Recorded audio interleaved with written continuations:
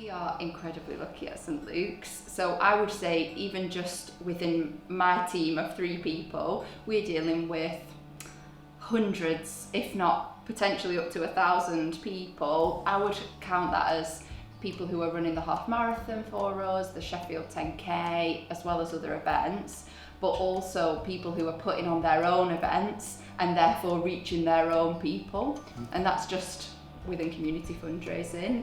Wider in fundraising, obviously we have events like Night Strider and all of the corporate partners that we work with, and that reach becomes even more. The work that people do in the community to champion our cause is incredibly important. The money that they raise really is a lifeline and keeps us going. People think that, you come into the hospice and it has to be all low-key and quiet, and a lot of patients come in and they want a bit of a pick-me-up, and we have a laugh with them, we have a joke with them, and just being around to help make their lives easier, because obviously they're going through a really difficult stage in their life and they're losing their independence, and we're on hand to help make that a lot easier for them and a lot more manageable. I think actually there can be a really happy outcome to death, and that can be that the patient has a really peaceful, settled, dignified, the death that they want. I think death is still very much a taboo subject and people don't like talking about it, but helping the patient to achieve ultimately the death that they want is an absolute privilege. I don't see it as sad or depressing, I see it a privilege to be in people's lives at the time that they're the most vulnerable.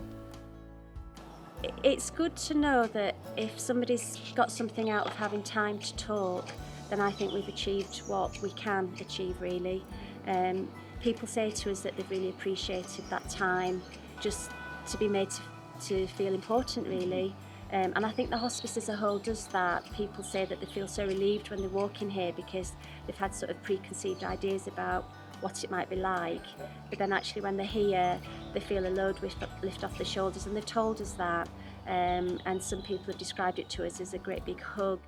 I feel personally, if I can give that time to somebody and they've got something from it, then I do take that as a personal gratification, really.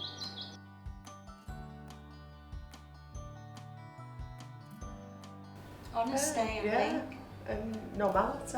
Being yourself, not being afraid of illness, I think. Yeah, and not just looking at that person and, saying, right, you've come here because you're ill. You still treat them as an individual.